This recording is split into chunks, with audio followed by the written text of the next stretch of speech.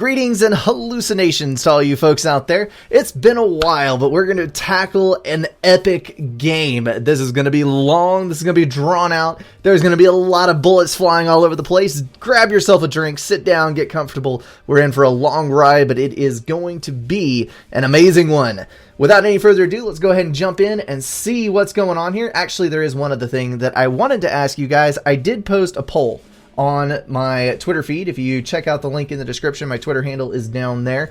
I am interested to know whether you guys prefer streaming or recorded videos for any of my content that is not coming to you in the form of an FAF cast. So if you're at all interested in the other content on the channel, go vote in that. Alrighty then. Looks like we have a good faction mashup here. Shades of Blue taking Cybern. We've got Aeon for Zardos in the support slot. Another Aeon for Inquisitor over here on the right. We've got Seraphim for Pappy, and that is D10NY5U5. If those are S's, that would be Dionysus?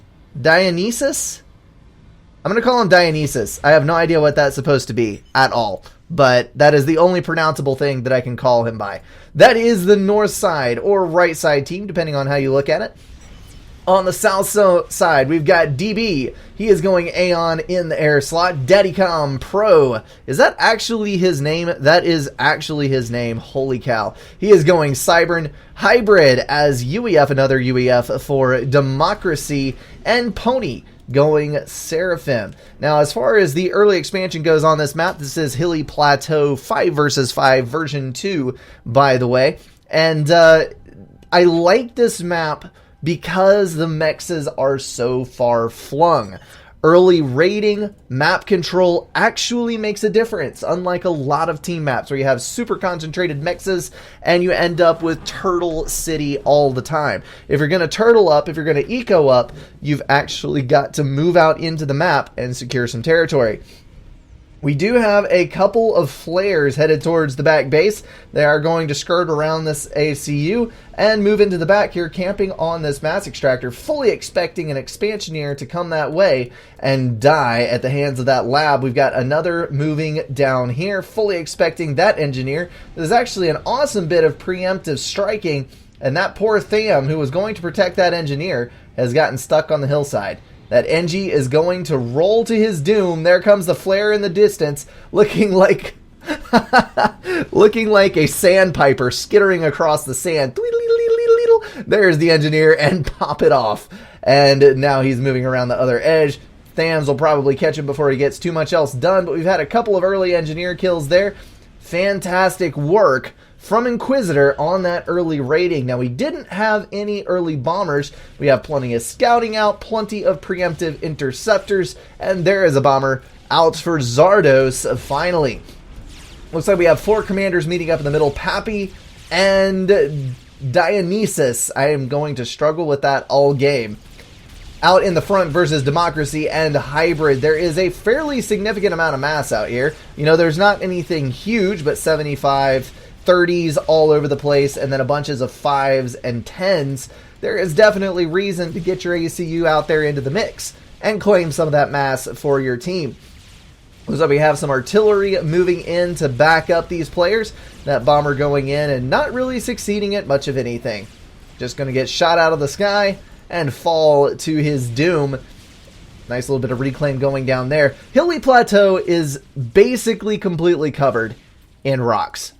You cannot underestimate the amount of reclaim that you will get on this map. There's the heat map of the reclaim right there. So always get your engineers out, get reclaiming. You've only got 3 mass extractors back in your home base, but as you can see here, we've already got T2s going down for most of these guys, 2 at once for Inquisitor, and he's not even out on the front. He's just getting that much reclaim from the rocks around his base. So always scale up very quickly, get those mexes T2 in the back so you'll have some stable income, and scale up your production, because you cannot turtle on Hilly Plateau in the early portion of the game. You're going to have units passing you by all around the outside edges, and that's one of the things that makes it an awesome dynamic map. Looks like Hybrid has retreated. He's not going for any upgrades, at least for the moment.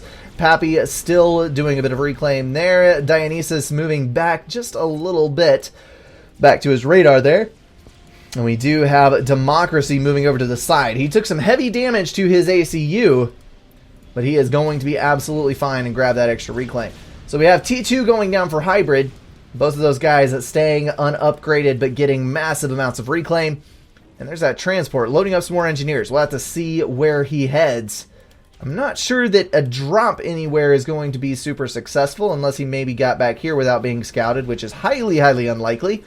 But he may just be dropping off. There it is for that reclaim. Awesome deal. Inquisitor picking up that extra mass. So as far as rankings go, we've got 1200 through 1900, and this actually looks pretty well balanced. We've got the 19 and 18 versus each other right there, and then a scattering of the other rankings through the rest of the teams. Daddycom Pro moving over to the left.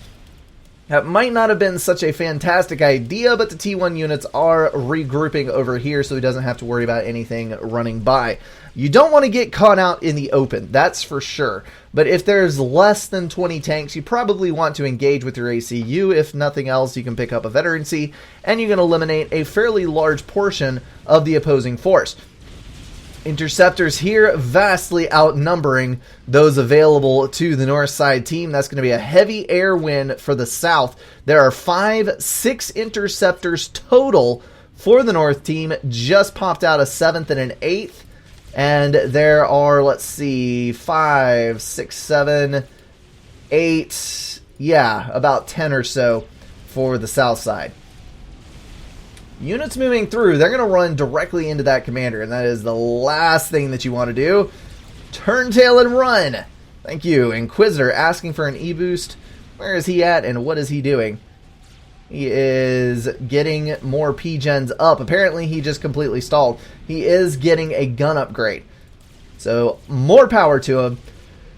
If he's able to pull that off, then he can probably single-handedly control this side with only his ACU. He does have his teammate, Pappy, donating some T1s to try to head off Red, as Red is pushing forward on this side. But he's got to get something. There we go. The range upgrade is done because there is a lot of T1 over on this side. It wouldn't hurt him to get the damage upgrade as well because he has got a lot of units headed his way. You can see down here, Pony is pushing units as well. The positioning kind of has Inquisitor being double teamed, but Gray is doing a decent job of getting T1 units to that side. These up here, there is a Hydro and a Mass Extractor there, but I never have much luck actually building those because they always die very, very quickly. Okay, so we got some more engineers out here. That's probably dropping in the back there for a fair little bit of reclaim. You could maybe get some factories up there, but that's the air player, so you don't really want to sidetrack that much mass. You want to be focused on your air build because the sooner you get T3 air, the better protection you're able to provide to your team, and the more chance you have of possibly getting a strat bomber in the air. Awesome Zooey shot there. You can see 6 T1 tanks dying to that volley of artillery. That's why you don't leave your T1 in one spot. Transport, I thought was going to get killed, but it looks like those empties did pull back over there, and that transporter did get shot down. It stalled because it was given a command too close to the edge. It tried to off-map just a little bit and quote-unquote forgot its command. That's actually a program behavior to prevent people from shooting transports off the edge of the map where they cannot be seen and cannot be targeted. That is kind of a buggy behavior that is entirely unfair, and I don't blame them for removing it. Got a couple of T2 engineers there. They are throwing down some tac defense and a couple of point defense. Those are Sparkies. Not too often that you see those out on the field. You definitely want to get that TMD down because inevitably there will be a tac launcher when there's 10 people in a team game. Inquisitor does have the double gun now, and he is putting some pressure on Pony. Pony is always a fan of the eco-horways, and he has got a T2 mechs out in an exposed area. That is definitely a risk that you should not be taking at this aggressive stage of the game unless you've got that well protected. You'd be better off spending your mass. He is getting a T3 mass extractor. What? What is your mass income looking like? You're stalled 69. Holy cow, man. Is that going to be worth it for you? You should have capped all of these while you had the extra income. You could have 5 T2 capped mexes would be better than 1 T3 and 4 uncapped, honestly. And you would have a bit more potential to actually build some units to defend yourself with. That Aeon double gun comm pushing up for Zardos as well. That is a brutal, brutal war machine at this stage in the game, as long as you got overcharges to feed and you don't have too many T2 point defense to fight against. You can do very, very well for yourself. These are all T1 tanks. They're not going to be a tremendous threat to the ACU, even though it does only have 11,000 health. He will be able to gain a veterancy, hopefully. He did get that T2 point defense down, and now he is going to be free to push. The Sparkies, of course, have their own guns for defenses. There's the tac launcher right there. Told you that it would be coming. Sparkies do have a little bit of a gun, a riot gun, I think is what it's called. But it doesn't have that great of a range. They don't have super great HP. They are definitely not equivalent to a tank in damage potential, but they are capable of defending themselves from light T1 forces while they're building up point defense emplacements. But that point defense goes down to Zardos once again. Democracy, unupgraded. Pony, unupgraded. So that's 2 unupgraded commanders. Zardos does not want to get in range of both of them, though, because 2 versus 1, the 2 will still win. All right, up on the north side, Blue was trying to make a little offensive motion here. The Feint pulled units over to this side, and he is going to be able to kill the build power here. I love to see this. We've got hoplites and flak covered by a stealth cannon. Hoplites can be a lethal force if they're covered by that stealth. And now Zardos, ooh, not good at all, not good at all. 7k health versus 3k with 2 comms on that ACU. He is not going to get them low enough. There comes the Mercy. Nicely done there. DB taking that opportunity to pull a kill. That's why you don't put your commander that far out front without some type of cover, folks. You got to have something to protect your ACU with, because Mercies are lethal. 2,400 damage a piece. Yes, they're slow. Yes, they don't have much health, but if you have no protection to begin with, then you can't really defend yourself, can you? We've got a single solitary Flapjack trying to take down a point defense, which has 1 TMD behind it. So the 1 TMD is going to counter the 1 MML, but the MML is cheaper. So in the end, they aren't exactly cost effective. But for now, with only the 1 out there, it's fine. Here comes the second one to throw that all tipsy-turvy. But maybe the mid will not collapse quite yet. Of course, that 1 player was eliminated for the North team, and it was actually the guy in the support slot. Ooh. But at least Inquisitor was already planning on going T3 air. He has a bunch of Swift Winds, he has a reasonable amount of air cover, and he is already pulling a T3 factory. Got 3 T2 gens. Looks like he's not going to be going for, well, maybe he is going for resource allocation. He's on the center upgrade there. He can't be getting resource allocation, can he? What are you getting? Is it shield? I want to see. Show me. Show me. It is resource allocation. There it is. So he's going to have RAS. He'll be able to power that factory. We already have a T3 air factory online for DB, and Headphone Guy looks like he's about to try to ram a Strat Bomber up into the North team. Luckily, the Swift Winds here will be able to shoot down a Strat Bomber quite easily and maintain control versus the 2 or 3 early ASF that are sure to come.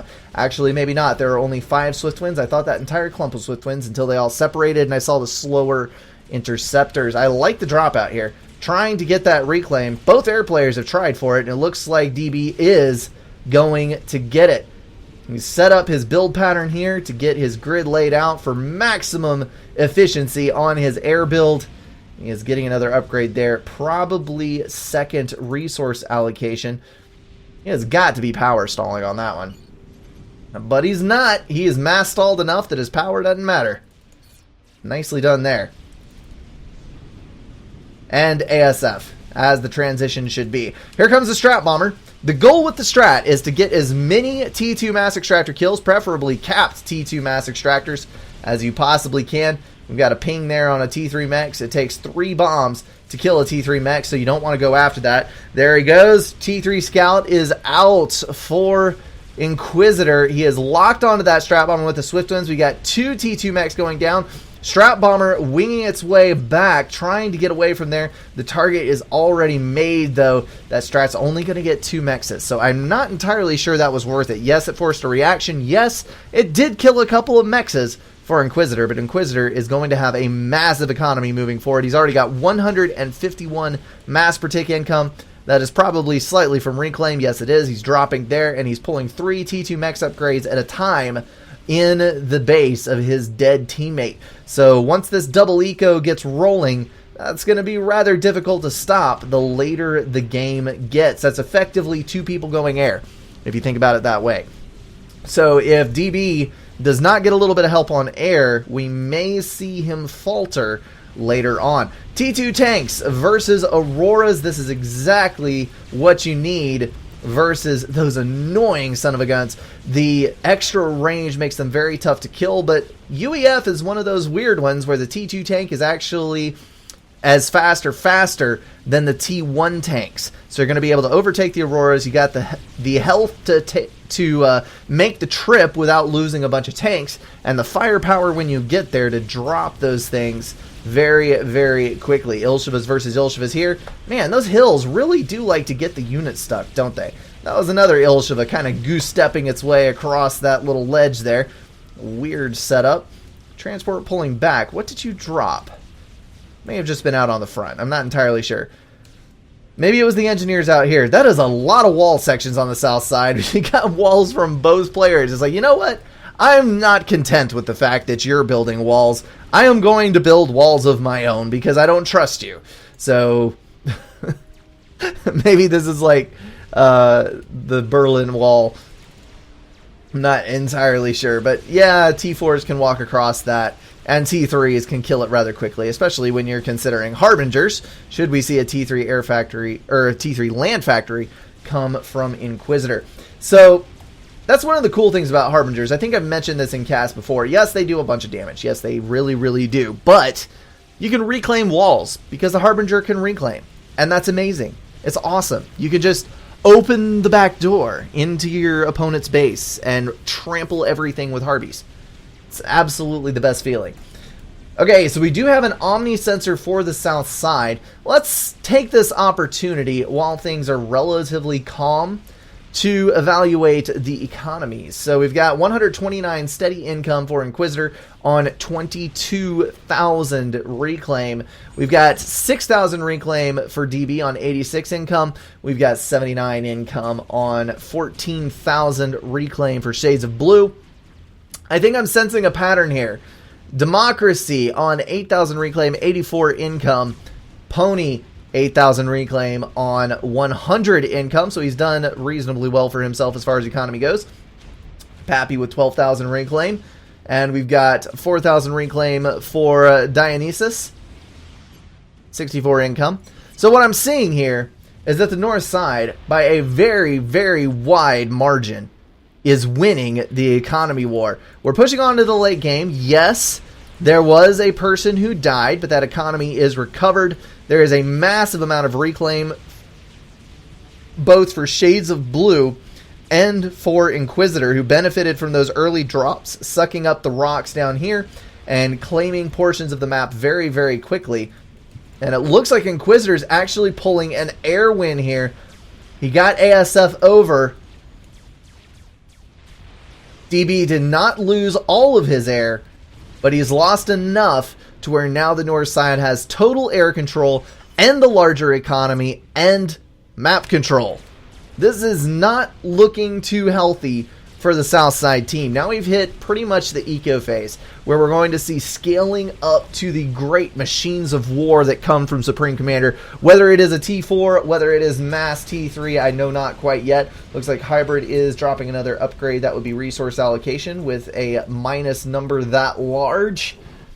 And it looks like scouting going down for the north team, just evaluating what's out there, deciding on the next course of action. There it is, the Monkey Lord. Shades of Blue is taking me up on that T4 prediction, which is not really much of a prediction because it's 18 minutes into a team game. Of course there is going to be a T4 somewhere. I love this right here. Another run by. Gonna grab a mech there. If he keeps moving, he might grab 2 more mechs, but no, the Rhinos are responding. They're going to be a little slow, though, so the Mantis are going to continue the run by. And there goes the mechs. Oh, no, no, no. There's bombers.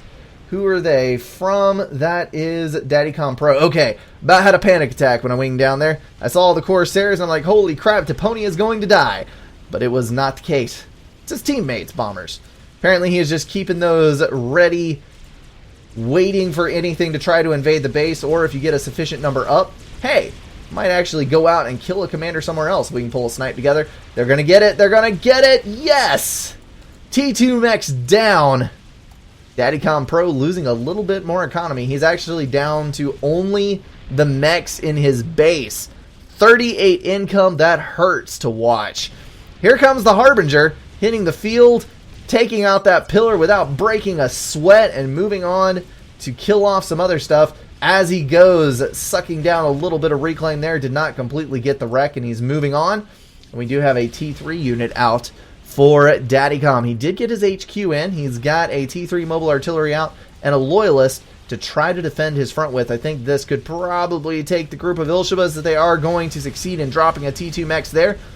Hybrid taking the T2 point defense route. Don't know why he's building that many point defense versus such a small amount of units coming for him.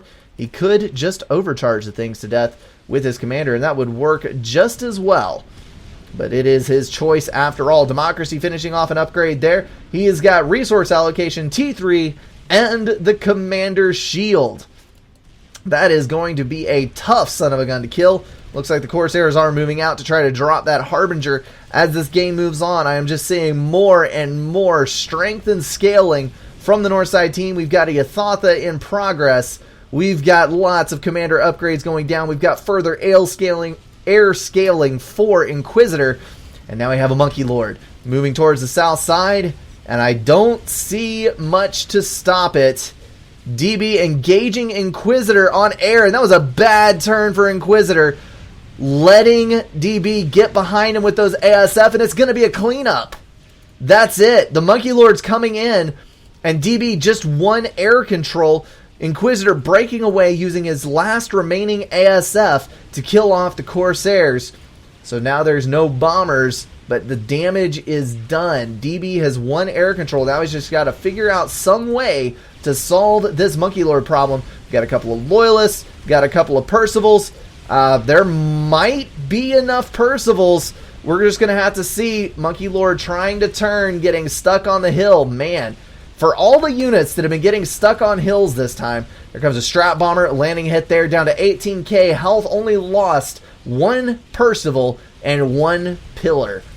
You don't want to try to shove a Monkey Lord up where there's Percivals. It just does not work out. Percivals are too strong for that kind of opposition. Inquisitor commenting, just lost air. Yeah, you did, bud. And that's not a good thing. A Monkey Lord retreating. It is going to save itself with 15k health and begin regenning. A couple of stealth fields back there, which are kind of unnecessary for a Monkey Lord. And hey, look! There's the Yathatha from the south side. Pony's Eco is paying off. He's up to 240 incomes, got mass fabs down. He's got T3 gens going down. He has done his absolute level best to eco the hell out of his limited position.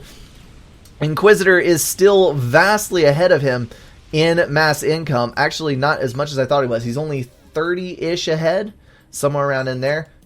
Yep, 250 to 220. So you can see what that does for you. He does have T3 mechs in his base and a few extra T2s. He will pull ahead even further. But Pony, the Eco Horways are a good one after all, I suppose. Strat Bombers trying to finish off that Monkey Lord. At this point, I think I would let the Monkey Lord live. Or not. Or not. That's fine too. Restorers moving in, but those are not going to be too much help there. With the T3 anti-air covering and flak, though, they probably stand a chance versus those ASF. I would have left the Monkey Lord alive because you've now just donated mass to the North team, which was already ahead of you to begin with. We've got Harbingers versus Authams. Authams can defend themselves reasonably well versus Harbingers, but they're still not that great of a unit. And the mobile shields, even though the Authams are inside enemy mobile shields, they do block shots going both ways. So that can cause some problems. Inquisitor breaking through down there. The air production is what lost him air, but now he's going to be gaining on air production again, because producing strat bombers means you're not building ASF. So the more strat bombers you have, the less air control you're going to maintain. And hopefully that'll work out well for Inquisitor, because heaven knows the north side needs a boost at this point. Their offensive just failed. The south side is starting to scale up their eco to the point where they can match what the north side is doing. This is still anybody's game. I thought the north side had an unequivocal lead, but with that air win and with the denial that we just saw, the south has brought it back. Restorers moving in on that Yathatha. Yathatha needs to kill those Engies. Has got to deny that reclaim, and with that extra damage being landed right there, it may actually reduce the value of the wreck, which would be a good thing. That was not good at all. DB running head on into all of that flak and those restores, lost quite a few ASF and did really minimal damage to that clump of anti-air gunships. They're going to get a little brave, head out, try to do some damage to the Yathatha. They're trying to stop it before it gets up here, but with the restores, with the flak there, and with the Monkey Lord very nearly complete, this Yathatha is, he is making the wise choice. He's going to run, turntail, head home. There's actually a Sam down there as well, dropping some restores, but losing ASF to do it. Those restores did their job. Heroes, they return home. All right, let's get an ASF count. DB, sitting on 25. Inquisitor, sitting on 18 plus a handful of restores. That is almost dead neck and neck in air control. All right, we've got a Yathatha for the north side now. That is heading to the south to team up with those Harbies, etc. from Inquisitor. Looks like we're about to see another land push. You got to remember to send your anti-air, because if you do not have flak and T3 mobile anti-air, you cannot guarantee the safety of your T4. And that's kind of the big thing here. A lot of times I hear people, send your air, we've got a T4 pushing in, and they push in whether you send your air or not. Sometimes the air player doesn't want to risk his air for a push that may or may not succeed, or maybe you don't have air control in the first place. If you overbuild shields and flak and all manner of anti-air to begin with, you can just protect your own. It works out a lot better for everyone, because then even if the air player does send his units in, you are still going to have an advantage, because ASF fights are going to favor the team who is over their own flak.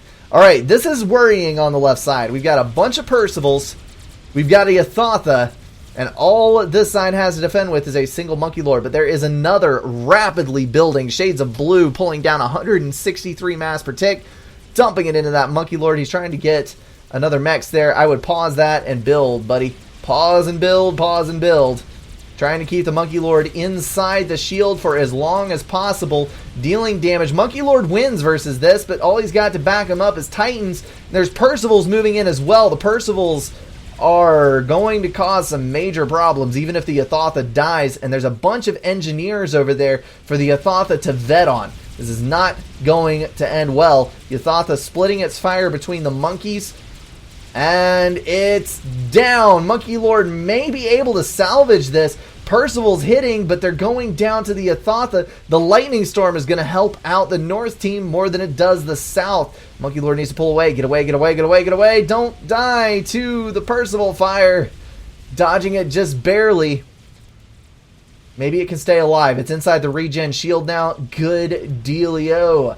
Fat Boy is making life difficult for Inquisitor. They're pulling their units back, retracting just a bit. We've got a bunch of Percivals and a Yathatha, along with some T3 tanks on this side. So it is difficult on both edges for the north. The Fat Boy is the worst of it, because you have sustained fire. If the Fat Boy is by itself, you don't have to worry much. You can just send in a direct fire experimental and it wins hands down. However, when you have a direct fire escort in the form of a T4's worth of Percivals and a Yathatha, you're gonna have a bad time, you know it? Authams and Harbingers moving in, trying to deal the damage necessary to equalize this fight. He's trying to save his own Yathatha alive, and it looks like he may do it. 11 versus 4. He killed it, but there's a ball in transit. No! That is brutal. He almost saved it alive, but that last dying breath of the Athotha killed it. Fatboy can now change its focus to breaking the center base. Pappy is going to lose his forward position if he's not careful. There is a Fatboy moving in from Dionysus, though. Dionysus, whatever. 505. We can call him 505. Maybe that'll work. Somebody's going to be commenting about how brutally I'm butchering all of this, but you know what? It's okay. Let's check in the... Oh, holy crap, there's a donut. I was about to say, let's just look, for the curiosity's sake, and see what's going on in the back base, and I'm glad I did, because we are going to watch hilarity ensue. We have 2 nuke defense up, 3 nuke defense up, none of which are loaded. Does that mean they've scouted a nuke on the south side? It probably doesn't. We've got air factories and stuff building. We've got a megalith. We've got Fat Boys. We have got a nuke defense. I see no nukes. Quantum Gateway. Man, Pony is really ecoing it up. That is just ridiculous. All right, the counter Fat Boy is rolling out. He needs to... There you go, buddy. Pull back inside that shield formation. You need to protect your Fat Boy shield as long as you can, because most of your health is in that overshield. Once it goes down, the Fat Boy is extremely vulnerable. The double Monkey Lord on this side is a nice thing to see. Although if I was Shades of Blue, I would Control K, the 3,000 health one, and reclaim the mass to get that megalith online, because the megalith is going to be more useful in this fight going forward. Once you have this many Percivals, you need something that can outrange them, and the Monkey Lord has to get down and dirty up close and personal before it can actually do damage to the Percivals. The Fat Boy fire is ridiculous up here. So much engagement. It's just going to slowly whittle away at the health of those Percivals over there. The other Fat Boy in full retreat because it lost its shield as well, but that T2 shield is going to cover the Fat Boy on this side. Here comes the Tsar. That's the thing. There's not a whole lot of static AA emplacements. There's a couple of SAMs. There's a few things here and there, but looks like DB has plenty of ASF. He may be able to drop that donut in 2 passes before Inquisitor can engage. Inquisitor is going to have to preemptively hit. He's going to kill a couple of Percivals and draw back that beam, dragging a trail of destruction across the landscape there. You got to be careful with those. A Tsar is a powerful force. 3,333.3 damage per second if you want the exact value. I have no idea why they tune it that way.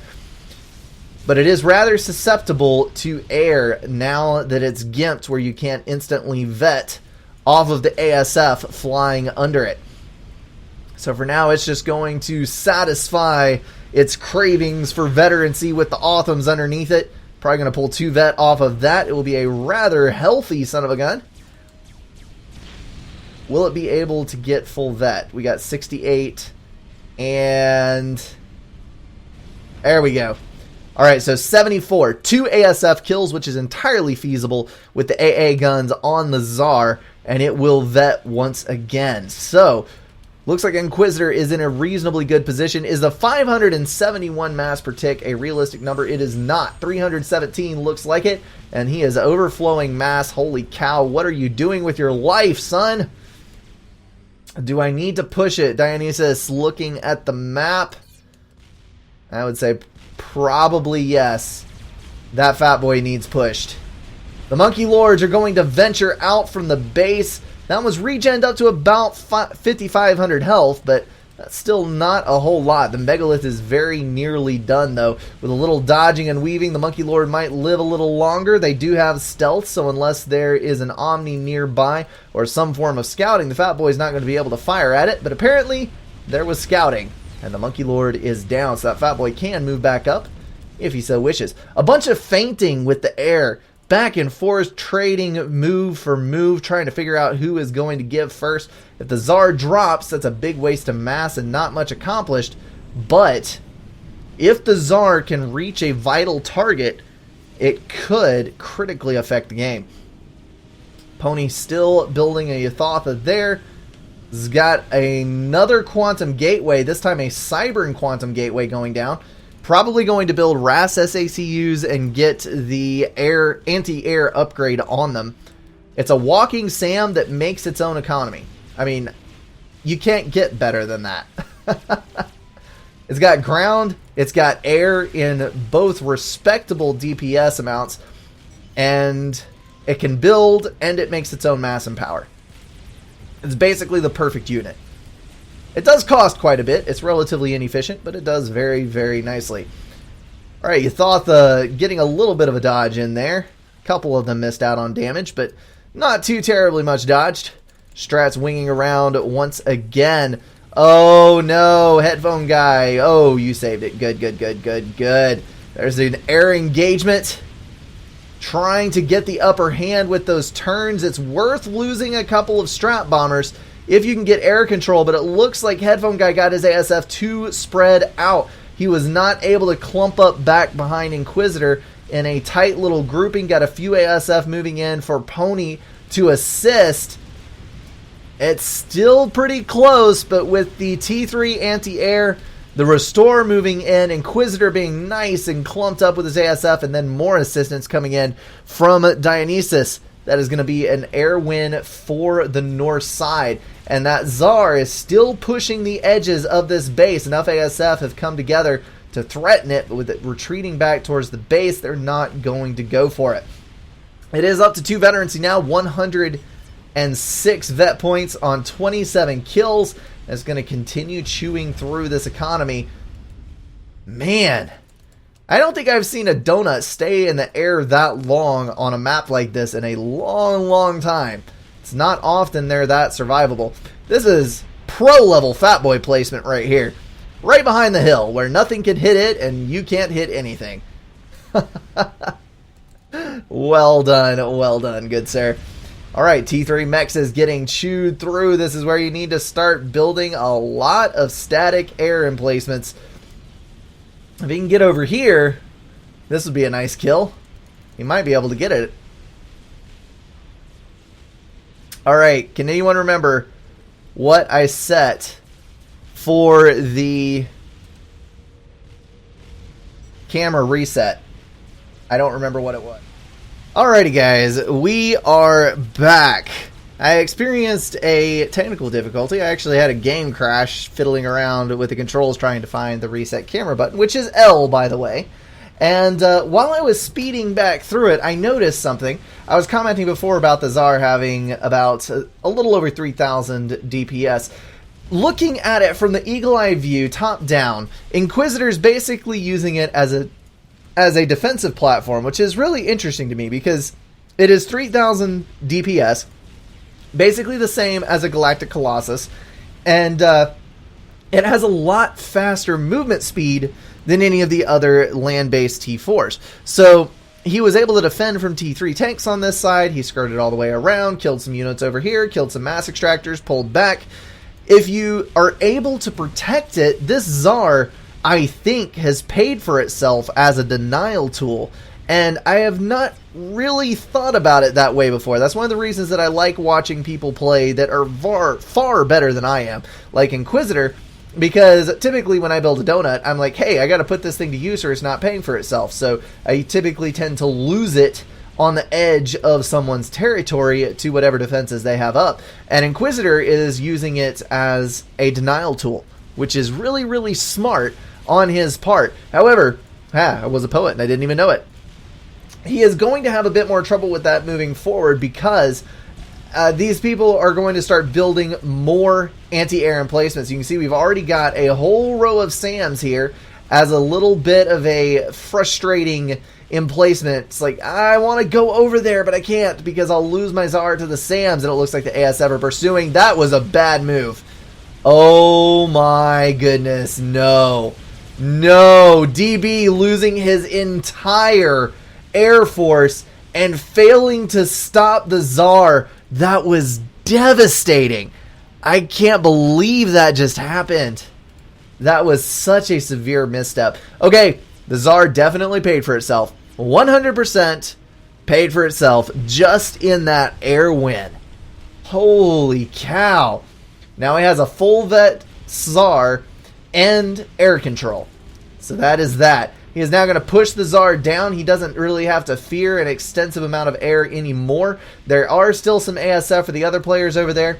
The Tsar is going to do some damage down here. Pony spent all of this time building up his economy, and now he's going to lose it to a Tsar. And look at this. We have an artillery emplacement, an emissary down for Inquisitor with all of that extra mass that he's got at his disposal. With those two bases, that's going to start raining fire down on Pony's base. It's already claimed a T3 PGen and surrounded fabricators. That's the thing about surrounding it with fabricators. One arty shot, even if it doesn't have enough damage to kill the T3 arty straight up, it's going to chain reaction all of the fabricators around it and result in a kill. Inquisitor killing off even more of the air.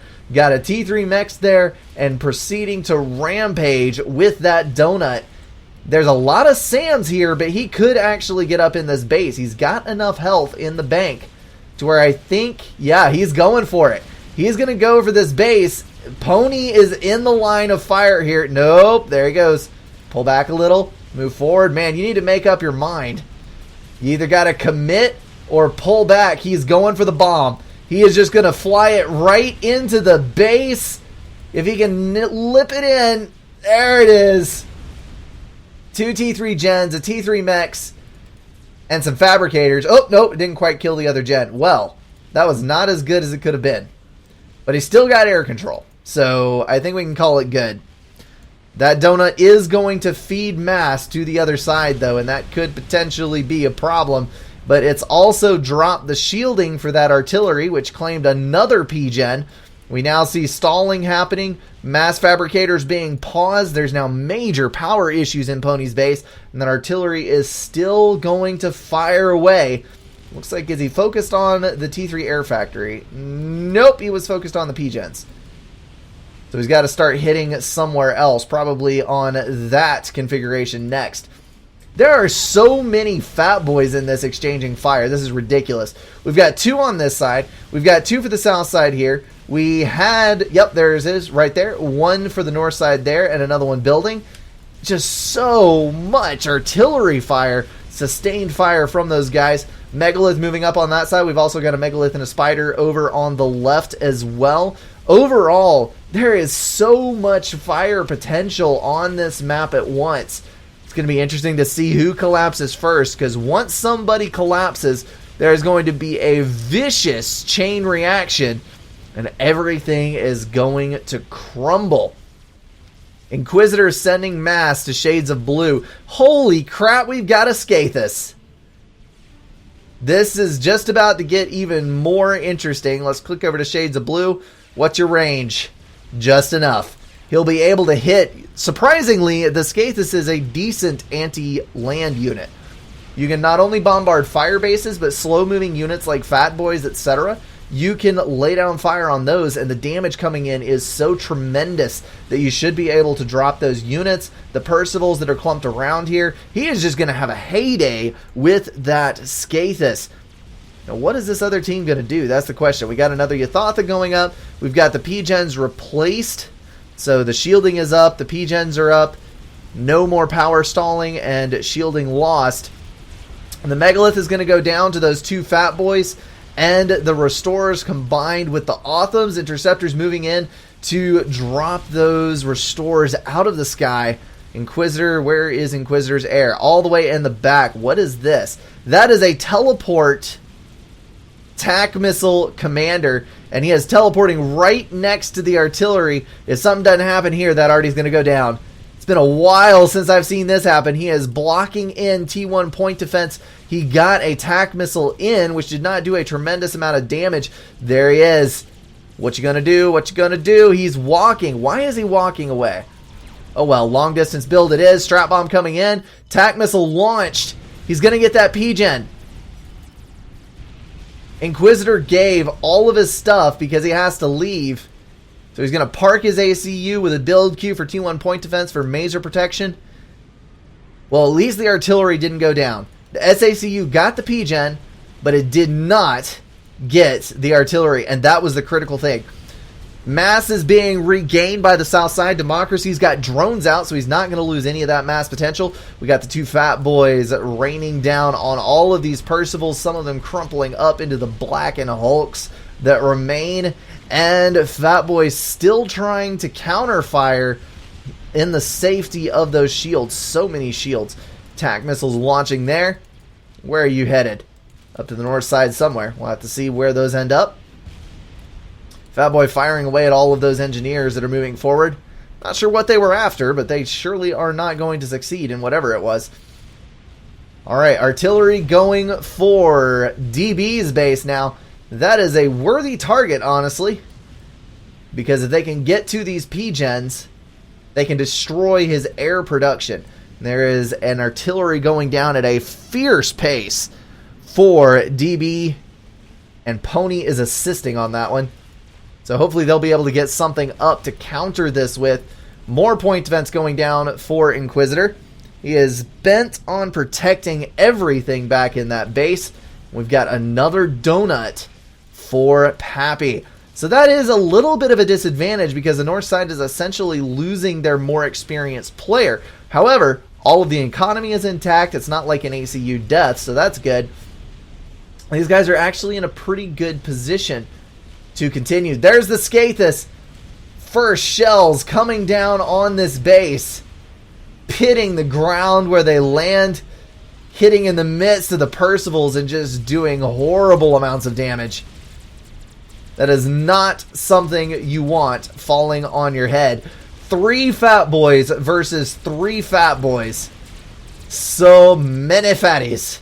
And more coming down from the north side there. Left side has pretty much gone static, just facing off versus each other. The SACU was out in front, was attempting to get some reclaim out there. He is going to escape from the Athatha, but the Fat Boy fire is still raining down on him. He's got nano regen shield and overcharge upgrade. That is a combat SACU in the strongest sense of the word. But if you're going to leave it still, standing out in the open, then you are not going to keep it for long. There it goes. The explosion has landed. Sorry about the tapping, guys. My windscreen on my mic has flopped over. There we go. The technical difficulties abound in this cast. So here comes the artillery fire, still hitting this base. Funny thing about the Aeon artillery, it actually does damage over time. So when it hits, it doesn't do that much initially, but then you'll see it kind of phase out. There you see the T3 and the HQ were killed after the artillery shell hit. So it does 3 or 4 phases of damage, which makes it kind of ridiculous versus shields, because whereas some artillery fire is stopped by shields, Aeon artillery, the damage phases after the shield potentially breaks still do damage to the units underneath the shield, which is very, very bad for you. Scathus still hitting. We had a counter Scathus attempted right here, but I'm not entirely sure that that will be successful. Shielding does not hold up that well versus Scathuses, especially when your shielding dies, just like that. So Democracy trying to build more shields as fast as he can while still assisting that Scathus with a single engineer. I don't think he's going to have much luck, but here comes Strat Bombers. Going to try to soften up some position or another. Looks like they're going after the Fat Boys on the front. If they can kill a couple of these Fat Boys, then they might stand a chance of getting some other kills. There we go. 1 Fat Boy down. And not quite. 2,600 health. Is there one more strat? One more strat is all it's going to take to kill that Fat Boy if he doesn't get the mobile shield over it. Get the mobile shield over. Push the shield over. And it's not going to happen. Suicide run by the Strat Bomber is going to kill that. So 2 Fat Boys down. But it looks like there's 2 more back in the base and the 3rd moving over from this base. Man alive. Restores and T2 gunships moving out. Dropping the shield quickly on those Fat Boys. Percival's covering the front end. There is another artillery shot roaring towards the other base. When they come up in front of the camera, those are quite startling to see. The gunships are going to succeed. Bring this Fat Boy back and cover that Fat Boy with the shield. You might actually save it. There's the Sam's. Fat Boy down. So the Fat Boys are still more numerous on the north side. That is not a good thing. T3 artillery is on the line for the south team, though. Maybe they'll be able to stage a comeback on this. The north side artillery is targeted on the power gens down here, which is going to take down the shield next to the artillery, but I don't think they see that yet. Let's check on Inquisitor's view. Yes, they do actually. There's the T3 artillery right there. So they see it. They know it's there. Maybe they'll be able to kill it. 4 Fat Boys and the Donut guarding the front side. The Scathus has finally wiped clean this firebase from the map. And now the Percivals are in full retreat because even though Fat Boys are not a very good direct fire experimental, they can't really do that great versus a single target. When you have 4 of them together, that amount of firepower is able to scare just about anything off. You're talking about well in excess of 12,000 potential damage. Not a good thing to be seeing. There's an SACU going down to the Tsar.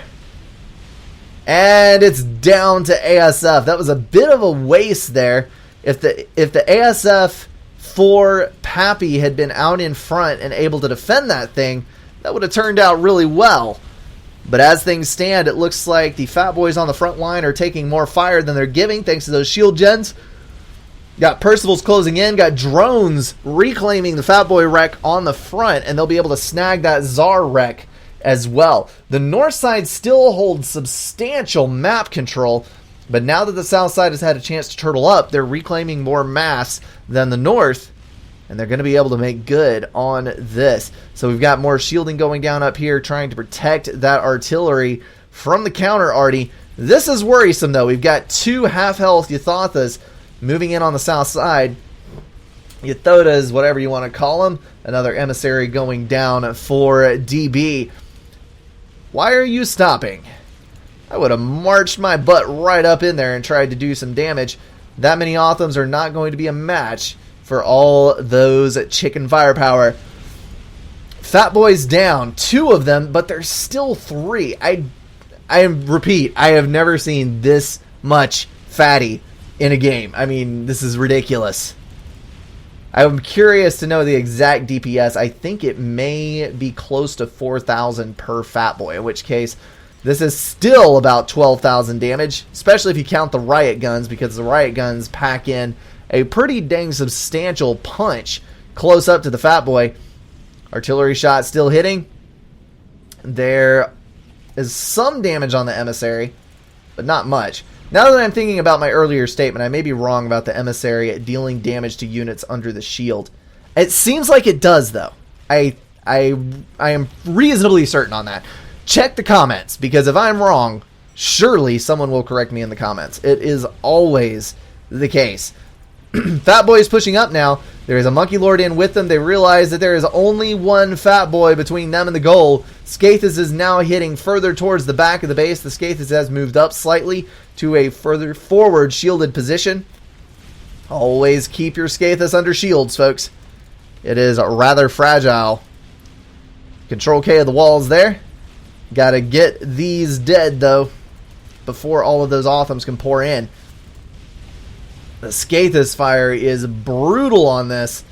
Fat Boy building, Megalith building, artillery building. I'm not entirely sure that these guys can get a counter up, though, because this Fat Boy fire is coming in fast and hard. There's an SACU on the front, which does have the gun upgrade. The EMP is quite the fearsome weapon on the SACUs. Fat Boy is there as well. The Monkey is going to live long enough, though, to take out some AA and drop both of the shields, which is going to present these Fat Boys following up an opportunity to deal some more damage without having to worry about shrugging off those shields first. Hopefully they can kill them before they regen, because they are well on their way. Got to target those things down. Percival's trying to move forward, but 3 Percivals versus 3 Fat Boys. I think we all know who's going to win there. Artillery fire still coming down. It might be targeted on Democracy's ACU in this case. We'll just have to see what happens there. There's an artillery shot. There's the hit, and you can see making multiple indentations in the shields, although I didn't see damage follow up there. So I'm curious as to whether or not I was mistaken. That is an emissary. That is Aeon. Oh well. I'll just read the comments after the fact. We'll find out. T3 Mobile Anti-Air moving in, trying to assist this little bit of an air push. Heavy win there for the ASF versus those scattered interceptors. Obviously, that is going to be the case. I'm not sure why there were any interceptors even left on the map. And the final Yathatha falls on that side. That still doesn't solve the Fat Boy problem, though. They are creeping into the base. There's not much anti-air with them, though. And that's all of the ASF that the North team has. There's some T3 Mobile Anti-Air in the back there. That'll work well. There's another T3 Air Factory. Ah, there we go. Just about 4 ASF over there. Nothing too major. And Fatboy shields are down, taking a little incoming fire there. Hopefully they will stay alive, though, because the entire northern plan appears to hinge on those Fat Boys. This is a beautiful thing here. All of this reclaim coming in, that's exactly what you want. Get far enough forward that you can claim that reclaim. ASF scattering. The T3 Mobile Anti-Air was a little out of place. It's headed for the Fat Boy, though. Mobile shield in perfect placement to get that covered. Shield regenning, but not regenning fast enough. Fat Boy is going to go down. And moving in on the other 3 as well. ASF coming back in, dropping some more restores. The lightning tanks reaching out. Those things are so awesome. And dropping restores like flies. Beautiful, beautiful. I love a thunderstorm. Totally unrelated, of course. Totally unrelated. But it is a good thing. Alright. Salvation. I was wondering when we would see an ultimate game ender pop up. This game has proceeded to the 50-minute mark, which is typically where you start seeing the ridiculousness. Got a nuke launcher over there. We've got another artillery finished and turned. We've now got a stream of 2 emissary shots coming in. What do we got on the north side coming? Nothing too terribly much. We've got 2 Scathuses. Holy cow, that's going to be utterly terrifying once those shots start coming in. Shades of Blue owns those. Let's see what the range is on them. Right into the base. Unfortunately, not enough to reach the T3 artillery, but plenty to cause some havoc.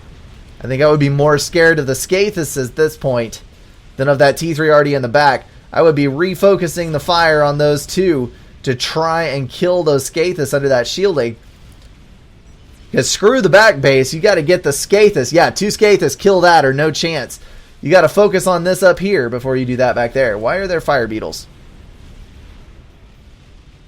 Anytime there's fire beetles, I am intrigued, but I'm not sure why they're being built over here. Alright, artillery falling on the P-Gens in the north. Not the greatest target. I'm wondering if he actually targeted those himself or if they were auto-targeted when the building completed. Democracy, just give me the arties. More shields on the Scathus. It appears that Inquisitor is back. They will target them. Well, it looks like the 1900 player is a little bit butthurt. Not trusting the 1600 to target them. Oh, chain reaction. The Scathus have breached the shields. Com is in danger. Pony running for the hills. Taking another shot. 2600 health. He's got a T2 shielding between him and the onslaught.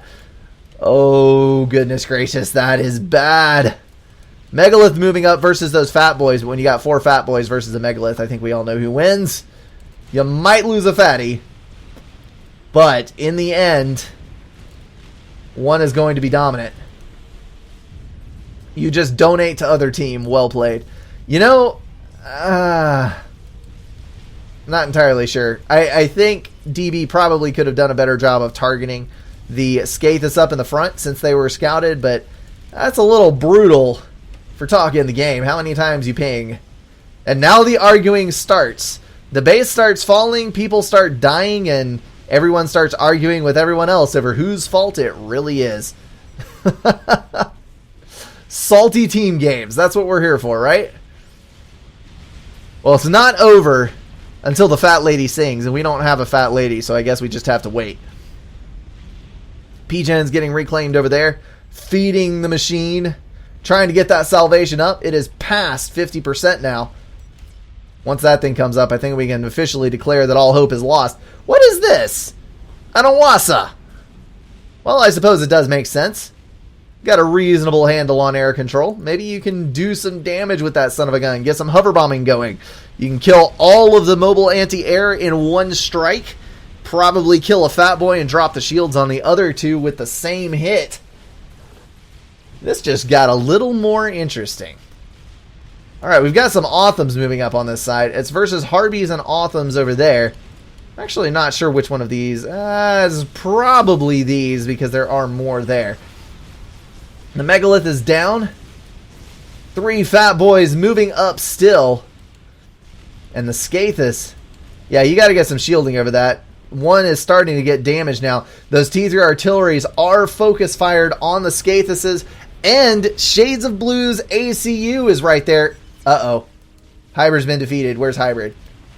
Probably in the line of fire for the Skathis. Yes? Yes. Hybrid has quit. That's what it is. He had no base left. He just quit. Well, I don't know. I guess I can't entirely blame him for that. So we're not going to make too many snide remarks. But that is unfortunate to lose another player. I'm pretty sure that he had RAS. So that's 3,000 down on the net team income. And a bit of mass in the units that he had left. Strat Bomber's coming in now. Skathis running for more shield coverage. No! Another shield pops up just in time. Fire Beetles to the rescue. Killing at least one Autham. Harbinger's moving in from the side. Shades of Blue is in desperate danger. I think the strats might have been targeted at him. His ACU is below half health. T3 already hitting on the hill over here. Not doing what it's supposed to. Probably targeted on the Skathis that was moving quite a while ago, and Shades of Blue escaping there. Thank goodness, yet another fat boy coming up from the back. I mean, how many times are fat boys going to save this whole mess? So many fat boy. This has definitely turned into a ranged projectile war, without any shadow of a doubt. Alright, the Skathis have started cleaning up everything within their reach. Deadly Calm sitting out in the open. He has no base either. Or actually, he's given his base to DB. DB's got those 2 artillery up. He's helping to build the Awasa. You know, I don't know that Awasa is going to do much good. Because there's enough shielding up. Oh, Skath is down. The T3 artillery did its job. There is so much shielding now that Awasa is going to have to make 2 passes on basically everything in order to score a kill. And it's going to be very, very difficult to pull that off. Artillery fire still raining down on the back, but there's shielding and assistance to the point now where I don't think a single artillery will ever break it. But there's the salvation. We've got a salvation online, and it is about to start raining fire and brimstone from above. As long as it's targeted on something important and not like on a T3 mechs down south somewhere. Is that what it's targeted on? Okay, if this thing is firing at the T3 engineer, I am going to laugh my butt off. Alright, where are you firing at? T3 mechs! Because of course, that's an important target. Look at the branching damage on that. Such a truly amazing weapon. Salvation is brutal. Alright. That needs to be retargeted. There's the Awasa. It's taking some damage from an arty hit. But it is able to fly still should they choose to control it. Interesting note. I've mentioned this in a cast before. But I've never mentioned it before. So, second time through this. As for the shield assist. The health bar of the shield, healing that up with assistance is equivalent to the cost of the percentage of the health bar on the shield itself. So if you have enough mass and power, you can heal the shield back to full health ad infinitum, which if you have a grid of hives or a bunch of T3 engineers or something like that, you can actually maintain a shield versus a Skathis taking for granted that you have enough income. Here comes the Iwasa. Lots of ASF coming in to intercept, but failing that turn, not landing the damage required. Here comes the Iwasa. It's going to get shot down, but it dropped the bomb first. Iwasa falling on the salvation. Falling on the salvation. Oh my goodness. It killed a T3 Arty and the salvation and all of the shielding back there. Strat Bomber's coming in for another pass, failing to kill the commander and getting shot down, but that may have just turned it around. The Iwasa dumped into that base. Oh, wow. So we've got 2 T3 artillery surviving. They had started to take some hits, but they are going to live. There's a Novax. That's another thing you don't see every game. Man, we're seeing a Salvation, a Novax, multiple T3 artillery. What is going on with Hilly Plateau nowadays? I hear an explosion. The artillery breached the shield. It was only an SACU, so we don't have to worry. Well, just looking at the map, honestly, the north side looks better established. But look at the income. DB pulling in 600 sustained mass per tick. That is just absurd. Come on. Just build another Arty. That's all you need. So there's one Skathis remaining that has taken a couple of hits. We've got another push coming in with 4 Fat Boys and a Megalith, countered by a single Megalith. But again, DB, well, no, DB lost his air on that last pass, so he does not have full air control to where he could deal with this with Strat Bombers or gunships. And both of those might be a bad choice because look at all the lightning tanks over here. Many of them vetted up from kills that they've gotten on those T3 air units passing overhead. 5, 7, 6, 8 kills on several of those. That poor Percival taking fire from 2 Fat Boys. This is what I was talking about with Fat Boy Fire, where a lot of the firepower is wasted around the unit that they're shooting at. You've got to have 3 or 4 Fat Boys to do the equivalent damage to a direct fire experimental to a single unit, unless that unit is very, very large, such as a Megalith. Alright, Iwasa nearing finishing again. All of that assistance coming from a player with 600 plus mass per tick income. That son of a gun is going to be built fast. Strat Bombers pouring out of the factories to deal with these Fat Boys. Maybe they will be successful because this is about the last thing threatening this team. Oh, the Fat Boys are clumped up. Not good, not good, not good. If 1 dies, 2 die. Here comes an air engagement. ASF desperately trying to fend off the Strat Bombers, but it was enough. Fat Boy is going down there. That leaves only 2 and a Megalith remaining. The Megalith is focus firing, but it is on the wrong side of the hill.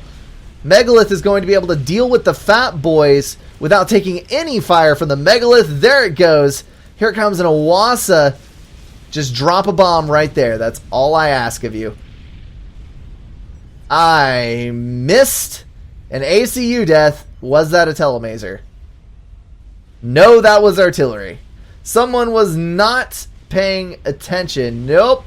Was it a quitter? Or did he actually die? Arty fire. There we go. Well, here comes the Iwasa screaming in for a pass on Pappy. No! Low health ACU. That's another commander gone. Ah, that's frustrating. The north side had it. They had the salvation up. They had total map control. Inquisitor was owning with that clump of ASF and the Tsar. And now we're going to see the fall, all thanks to the lowly Iwasa. That dive bomb on the salvation, killing the other T3 artillery in the process. Man, there is still a Skathis alive. Still pounding away on the base. but it is not going to break that shield anytime soon. You can see the healing factor on that. Zap, full health. Zap, full health. There comes Iwasa for another pass. It's going to kill off the shields and be back around for another before that shield can recharge. Inquisitor is going to take a direct hit on this one. He's not going to die, but his shielding is going to go down. There is the rage quit. Although I can't really label it a rage quit. It was inevitable, after all. And there he goes. Man, that game got turned on its head a couple of times. Reclaim swapped it back and forth once or twice. A lucky Iwasa fall swapped it. Some lucky artillery hits and someone not paying attention to their commander. You should be able to defend yourself from T3 artillery fire. And the Novaks. Targeting down a shield. Probably pre-targeted. Something that you can use a Novaks for that is very good at. If you drop a shield formation with T3 artillery, you can pre-target the Novaks on all of the shields, and it will chain through the shields very, very quickly, dropping them all before the shields come back up. The T3 artillery may not necessarily be able to do enough precise damage to drop all of the shielding, and it will have to break through the shields multiple times. But if you have that Novaks over there, and you're able to zap them out of existence, then you should be good. Shades of Blue walking up with a Mazer. Novaks coming in for the zap. I'm not sure which got it, the bomb or the Novaks, but one way or the other, Shades of Blue is dead, and that is going to wrap up this game. That was awesome. Well done to both teams. It's nice to have an epic in here again, even if my computer did crap out on it one time. We got the cast up, though. As always, guys, thank you so much for watching. If you have another game like this, by all means, send it to me. It is hard to get a good team game to cast nowadays. And I will see you guys in the next one.